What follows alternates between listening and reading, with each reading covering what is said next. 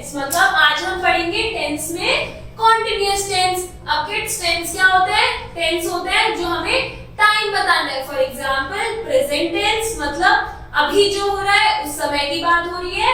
Future tense मतलब कि आने वाला टाइम, और पास्ट टेंस मतलब जो चीज हो चुकी है। तो आज हम क्या पढ़ेंगे?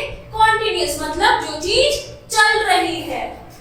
तो the word continuous simply means adding ing to the verb। अब continuous मतलब क्या होता है? जो चीज चल रही है। अब कुछ चीज चल रही है तो उसको हम कैसे रिप्रेजेंट करेंगे अपने सेंटेंस में? by adding ing to the verb। तो कोई भी verb है उसमें हम क्या ऐड कर देंगे? ing। मतलब teach, teach का क्या बन जाएगा? teach में ing ऐड करेंगे तो हो गया teaching। read, reading, sleep, sleeping। तो ing लगाते ही वर्ब में वो क्या बन जाएगा? अपनी कंटीन्यूअस फॉर्म में। Now present continuous. Present continuous क्या होता है? The present continuous expresses and action what is going on. मतलब कि आई एम टीचिंग यू, मैं अभी आपको पढ़ा रही हूँ। तो पढ़ाना क्या हो गया? It is a action. और वो टीच कर रही हूँ मैं आपको, कि टीचिंग मीन्स कंटिन्यूअस, अभी पढ़ा रही हूँ।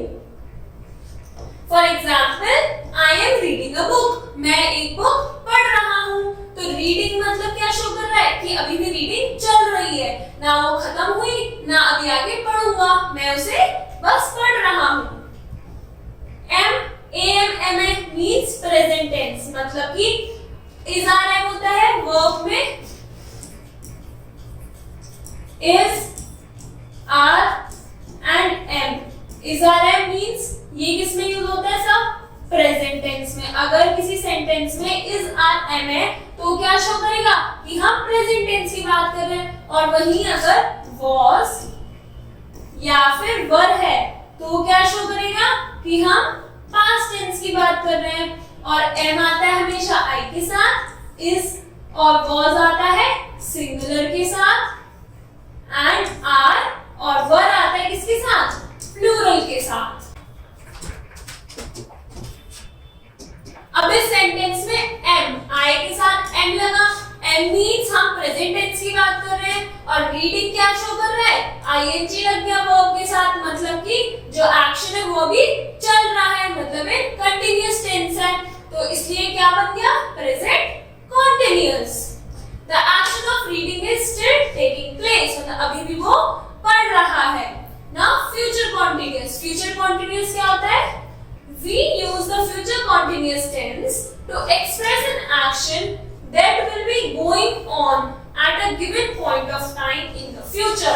मतलब कि फ्यूचर में हमको एक टाइम दे देंगे कि इस टाइम ये काम हो रहा होगा, हो चुका नहीं होगा ना होने वाला होगा, वो काम हो रहा होगा, मींस इन कंटीन्यूअस फॉर्म होगा। For example I will be spending the evening with Granny। तो ग्रानी के साथ क्या? शाम के टाइम इवनिंग में मैं अपनी ग्रैंडमा के साथ होऊंगा। तो हमें पता है अभी इवनिंग आई नहीं है, आएगी, मींस फ्यूचर की बात हो रही है। और हमने लगा दी स्पेंडिंग, मतलब कि कंटीन्यूअस फॉर्म। और फ्यूचर के साथ हमेशा क्या होता है? अगर हमें फ्यूचर टेंस पता करना है तो विल बी या फिर शैल बी। तो आई विल बी लग रहा है, तो आई विल बी मींस कि ये फ्यूचर टेंस की बात हो रही है। और स्पेंडिंग मतलब कंटीन्यूअस, क्यों? क्योंकि वर्ब इज स्पेंड, ing लग रहा है, मींस कंटीन्यूअस फॉर्म। तो ये सेंटेंस क्या हो गया? Future continuous. Now look at the following sentences. I shall be working on this project tomorrow. मैं इस प्रोजेक्ट पे काम कर रहा हूंगा कल। तो फिर working means continuous, shall be means future। They will be spending their holiday at Shimla। वो अपनी हॉलीडे स्पेंड कर रहे होंगे कहाँ पर? शिमला में। The students will be studying now। जो बच्चे हैं वो अभी पढ़ रहे होंगे। तो इन सब में क्या शो रहा है? इन सब में ing लग रहा है, मतलब कि कंटीन्यूअस बात हो रही है। बट इसमें फ्यूचर की आगे की बात बता रहे हैं। टुमारो क्या शो कर रहा है? कल शो कर रहा है। विल बी शो कर रहा है फ्यूचर। And student